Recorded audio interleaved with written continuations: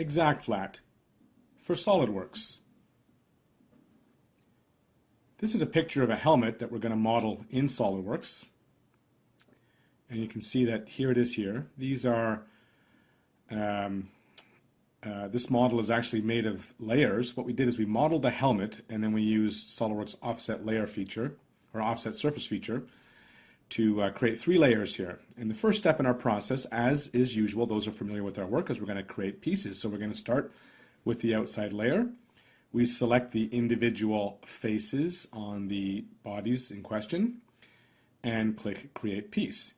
Now what happens when we have a model that is layered is that when we select the outer layer, it becomes transparent and we can actually select the inner layers very easily just by selecting right through. So this will take a couple of minutes or maybe a minute or so more to select the remainder of these layers.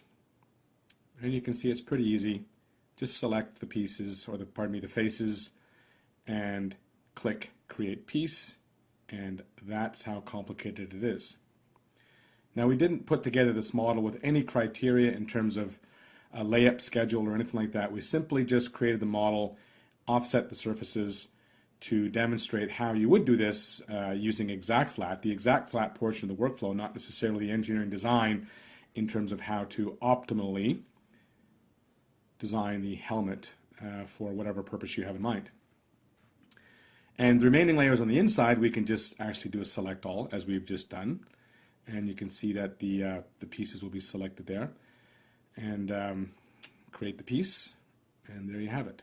So in about a minute and a half or so, we've got the pieces selected here that will be more or less corresponding to how we want these pattern pieces to be manifest when the helmet is actually manufactured. Next step is to convert to an ExactFlat part. This will take just a moment or two. 14 pieces have been created. We are indexing those pieces. Adjacent seams, adjacent edges, all that is being indexed so that when we do subsequent aspects of the workflow, we have that to rely on. And the next step in the process now, I'm just going to go ahead and select the individual surfaces. We will pick a fabric type. In this situation, we're going to use a composite carbon fiber. And there you have it. So here are our pattern pieces. I'm going to arrange these pattern pieces before moving on because this is a little bit more complicated than some of the other videos we've done. But you can see these are the individual layers. That's actually layer 1 that we've just selected there in the right, and layer 2 is on the left-hand side there. I'm going to lay those out. And we'll just click on the edge to find the corresponding pieces.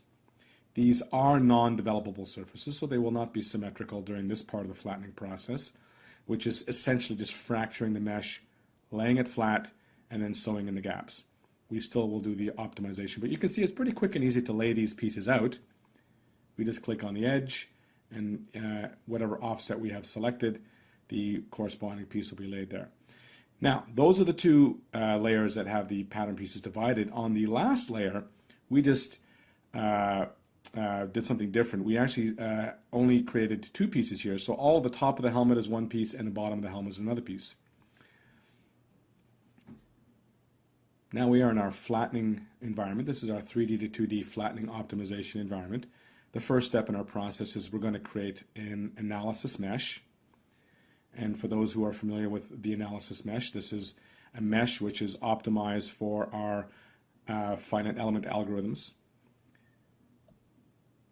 The mesh will decrease solve time and increase the pattern accuracy versus the standard mesh that is given more for rendering purposes versus anything else.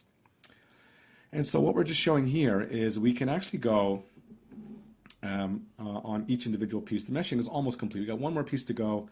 Yeah, there we go, just about done.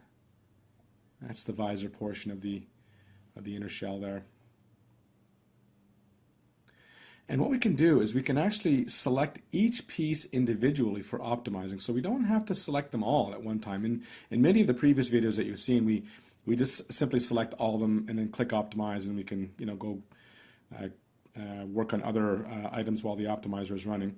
But in this particular situation, just going to do them one by one. And what you can see here is when the optimizer does run, it pretty significantly changes the perimeter boundaries as well as the overall surface area of the piece. And what it's doing is it's eliminating strain, stress, and sag. And it does this by searching for it and then either pinching the sag away or relaxing areas where there are strain. You can see this is a sphere, very complex geometry, and we're going to come back to that one, but we're just going to go into the other pieces here. For the most part, these are non-developable surfaces, but they're not horribly complicated with the exception of that spherical element right there. And we're just going to let the optimizer run a little bit. This will take a little bit longer than the others to solve, but not a whole lot longer. The black areas do represent sag, and they will indicate sag at 0.5%. The stress and strain is indicated by color coding. If it's red, it's greater than 20%, and if it's yellow or orange, it's under 20%. And you can certainly see these what the colors mean in the ExactFlat options page, which we're not going to get into right now. But if you have a copy of ExactFlat, you can get a better indication of what the stress and sag indicators do represent. You can see that spherical piece solved quite well, although there is some stress there. And now all we need to do is rebuild the pieces. What rebuilding is going to do is just update our SOLIDWORKS geometry with the results from our optimizer.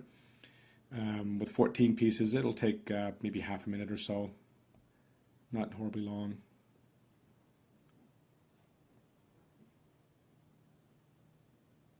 But what we've done here, just to remind, is we have actually flattened this model with 3 layers using the offset surface command, and you can see that it takes about 6.5 minutes or so, which is not too bad. I'm going to skip ahead a little bit here and show the pieces just with our layout here. The original surface is on the right, the second surface is on the left that was offset, and the third one, which was had the pieces created differently, is that down at the bottom there. If anybody wants to know any more, give us a call or visit our website. This is ExactFlat for SOLIDWORKS.